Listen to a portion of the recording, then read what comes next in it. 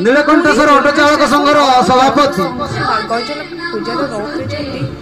सोमनाथ साहू महोदय railway taxi association उपदेष्टा सोमनाथ साहू ओडिशार विभिन्न जिल्लार विशिष्ट अतिथि जोगदेवा सहित राज्यसभा सांसद सुभाषिष खुंटिया पुरीर पूर्वतन विधायक जयंत कुमार षडंगी पुरीर विशिष्ट अतिथिवृंद जोगदान करथिले।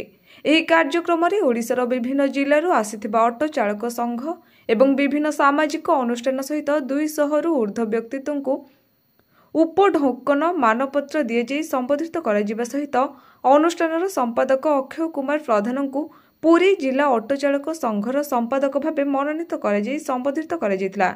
रेलवे स्टेशन निकटରେ କାର୍ଯ୍ୟକ୍ରମ କରାଯାଉଥିବାରୁ ସାଂସ୍କୃତିକ କାର୍ଯ୍ୟକ୍ରମରେ ଦର୍ଶକ ପର୍ଯ୍ୟଟକ ଏବଂ ତୀର୍ଥଯାତ୍ରୀ ଅନୁଷ୍ଠାନ ପକ୍ଷରୁ ମାଗଣା ପ୍ରସାଦ ସେବନ କରି ଏଭଳି ସାଂସ୍କୃତିକ କାର୍ଯ୍ୟକ୍ରମର ନାଚ ଗୀତ କରି ଭରପୁର ଖୁସି ଅନୁଭବ କରିଥିଲେ।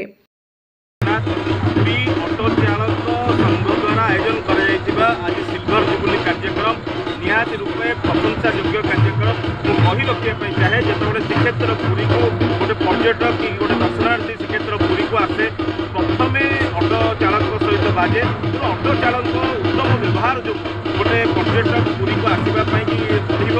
ଏବଂ ନିବେଦନ କଲି ମଧ୍ୟ ଆଜି ସଭାରେ ସମସ୍ତଙ୍କ ସମ୍ମୁଖରେ ଯେ ଅଟୋ ଚାଳକ ଭାଇମାନେ ଯେଉଁମାନେ ଅଛନ୍ତି ତାଙ୍କର ଉତ୍ତମ ବ୍ୟବହାର ପର୍ଯ୍ୟଟକଙ୍କୁ ଦିଅନ୍ତୁ।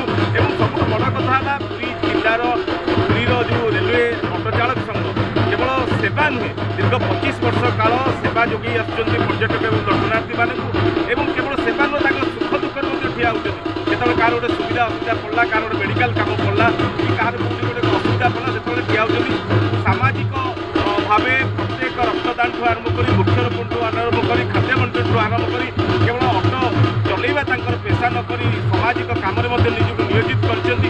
ଏବଂ ଯେଉଁ ପର୍ଯ୍ୟଟକମାନଙ୍କର ଗାଡ଼ିରେ ପର୍ସ ହଜିଯାଉଛି ବ୍ୟାଗ୍ ହଜିଯାଉଛି ତାକୁ ମଧ୍ୟ ଫୋନ୍ ମାଧ୍ୟମରେ ତାଙ୍କ ସହିତ ଯୋଗାଯୋଗ କରି ତାଙ୍କୁ ରିଟର୍ଣ୍ଣ ମଧ୍ୟ କରୁଛନ୍ତି।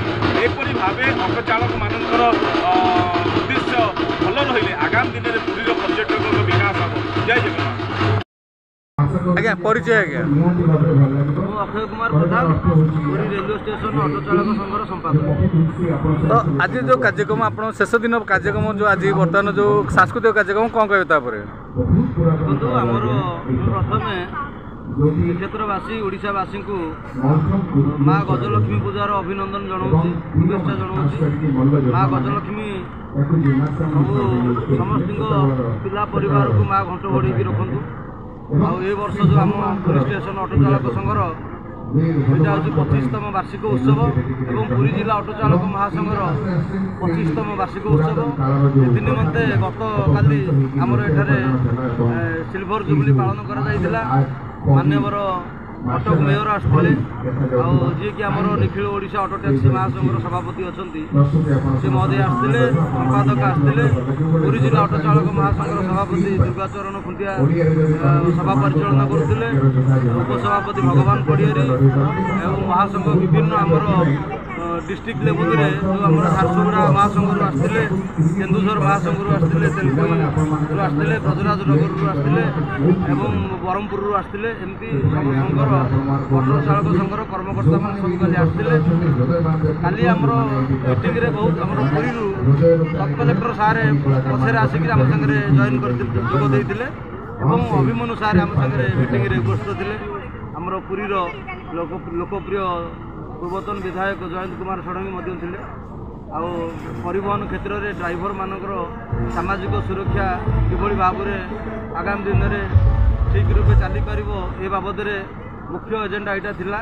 ड्राइवर मान सामाजिक सुरक्षा और बयस हो गले जिते हाथ गोड़ धर से पेंशन दाबी केमती पेंशन 2 पैसा न पाइले से ड्राइवर चलो केमी ये बाबद विभिन्न। तो आज आज बर्तमान जो आसते राज्यसभा सांसद सुभाषिष खुंटिया कहले जे बर्तमान आपण संघ विभिन्न विद्यालय में पिला उत्साहित कर गछ लगे तो आपड़ नहीं गछ दौरान पिला लगाऊँ एवं 6 मास पर आपड़ से पहुँचला जो पिलार गछटी बहुत सुदृढ़ होती पुरस्कृत कर कौन कहे यहाँ गोटे गछ लगेगा गोटे महत्व कम मैंने आमर सांसद सार कहले गोटे गछ गोटे जीवन प्रकृत यहाँ गोटे मनीष बचापी अम्लजान निहाती आवश्यक जोटा आम गचर ही पाई था এটা ନ୍ୟାଚୁରାଲ୍ ଜିନିଷ। ଗଛଟି ମଣିଷ ପାଇଁ ବହୁତ ଉପକାରରେ ମଣିଷର କେବଳ ଅମ୍ଳଜାନ ନୁହଁ, ଗଛ ମଣିଷର ପ୍ରତ୍ୟେକ କାମ ମାନେ ଜନ୍ମ ହେବାଠାରୁ ଅନ୍ତ୍ୟେଷ୍ଟି ପର୍ଯ୍ୟନ୍ତ ସବୁ କାର୍ଯ୍ୟରେ ଗଛ ହିଁ ଲାଗୁଛି। ସେଥିପାଇଁ ଆମକୁ ସେ ପ୍ରସ୍ତାବ ଦେଇଛନ୍ତି, ଆମେ ବି ଗଛ ଲଗାଇବା ଆମେ ପ୍ରପୋଜାଲ ରଖିଛୁ। କିନ୍ତୁ ଆମର ଗଛ ଲଗାଇବାଠୁ ଆରମ୍ଭ କରି ରକ୍ତଦାନ ଏବଂ ଆମର ଏ ବର୍ଷ ଯେଉଁ କାଲି ଯେଉଁ ଆମର ହେଲା ସିଲଭର ଜୁବଲି ହେଲା ଗତକାଲି ଆମର ଜିଲ୍ଲା ରେଡ଼କ୍ରସ୍କୁ ଗୋଟେ 10,000 ଟଙ୍କା ସହାୟତା କରିଛୁ। ଆଉ ହୋମଗାର୍ଡ଼ ବାହିନୀ ତାଙ୍କର ନାଁ ଆମେ ଡିକ୍ଲେୟାର କରିଦେଇଛୁ, କିନ୍ତୁ ସେ ରିସିଭ୍ କରିନାହାନ୍ତି। ଆମେ ଯାଇକିରି ତାଙ୍କ ଅଫିସରେ ହୋମଗାର୍ଡ଼ ୱେଲଫେୟାର ଫଣ୍ଡ କାଲିର ଗୋଟେ ଉତ୍ସାହର କଥା। ପୁରୀରୁ ଡକ୍ଟର ମନୋଜ ବଳିଆରସିଂହଙ୍କ ରିପୋର୍ଟ, ପ୍ରୟୋଗ ଖବର।